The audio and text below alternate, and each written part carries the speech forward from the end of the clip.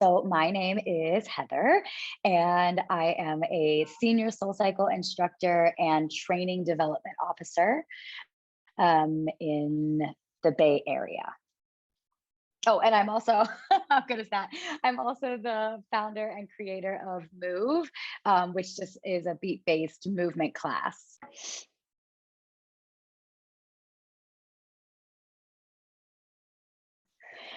So Move was basically born out of the fact that SoulCycle had closed its doors, and I didn't really know what to do with myself. I took about a month, and I think we were all just in this like, how long are we going to be in this? What does this actually look like? And then when we sort of realized, I don't think we're going to be opening our doors anytime soon, I really had to make the choice to kind of pivot. I think pivot is the 2020 word, right? You just found something different to teach. I don't have a background in really anything other than teaching cycling classes, studio classes. So for me, it was, what do I like to do? I like to do beat-based classes. I like to lift weights. And so then I just kind of combined them. But really, when it came to getting people involved, I got really lucky because I'd been teaching at Soul for almost 8 years.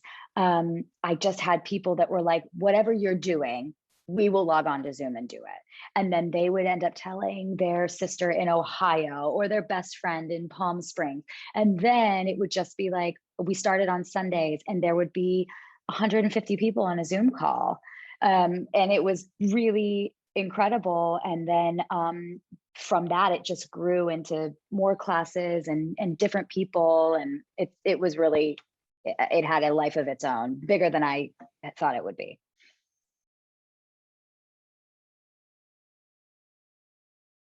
I do think that working out virtually is always going to be something. It's just so convenient. I think, especially if you are, I'm a mom of a 2-year-old. So there are times when it's like, I can do a 10-minute workout or I can do a 6 a.m. workout. And sometimes a 6 a.m. workout is easier to just roll out of bed and jump on your Peloton or roll out of bed and, log on to the class or do a Tracy Anderson workout, whatever. I think that what I'm feeling right now is that people are craving a little more human interaction because we had gone so long without it. So I think we are going to see a surge when studios open back up. I think they're going to really boom. But I don't think that virtual is going to go anywhere. I think it's just going to be sort of a compliment on those days when you just can't get to a studio. Or if you're somebody that just is like, I don't need to work out in front of a bunch of people, I really am okay on my own. There's just so many amazing on-demand options now. And even you could do a live class now on your Peloton or your Soul Bike or whatever. So I think it's around forever.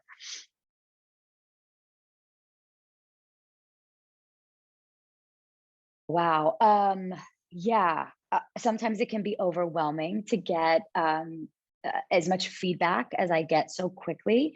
I'm an introvert, so I process a little bit slower, a little bit. Uh, I'm a little more quiet with my processing of things, but I mean, it's amazing. Any time that you can feel like you're enriching somebody's life, to me, that's like, I mean, it just doesn't get better than that. It's the whole reason that I became an instructor, is I got really high off of the fact that, well, the endorphins also make you high, but I got high off of the fact that I really did feel like I was a bright spot in somebody's day, and that matters to me. It matters more, I think, than the workout itself, because you can get your butt handed to you by anybody. But I think it really, to spark joy in somebody for 30 minutes or 45 minutes or whatever, I don't think there's a better job than that.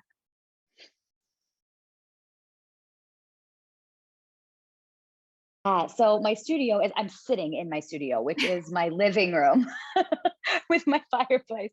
We are really lucky. We moved into a home before the pandemic hit, so we were pretty settled here. And the home that we moved into has this beautiful living room that's all windows. And so I thought, well, when I go into a yoga studio or something like that, I really like it to feel really bright and airy and not just like I'm standing in front of a white wall. So that was really where the concept kind of came from. It also came out of necessity. Otis, my 2-year-old, room is downstairs. So I couldn't have a studio downstairs because I'd be working out at 7 a.m. and waking up the baby. So you were like, okay, I can either do this in my bedroom, which Joe would not be okay with, or my kitchen or my living room. So you had to kind of narrow it down. And then it was really funny. Then it was like, okay, if we move the coffee table and we move the one chair and we put a step ladder and we put the laptop on top of the step ladder, okay, well, then you can see me. Great. And then if we plug in this light and the power cord, and okay, if the mat goes here, I mean, it really was just so much trial and error. But now it's like I can set it up in 2.5 seconds. You know, it's really quick. But it's funny. I don't work out here, so I do class here, but then our bike is downstairs in the guest room or out in the garage is where the treadmill is going to be. So yeah, I mean, you just whatever space you have, you just go for it. If you got to move stuff, you move it.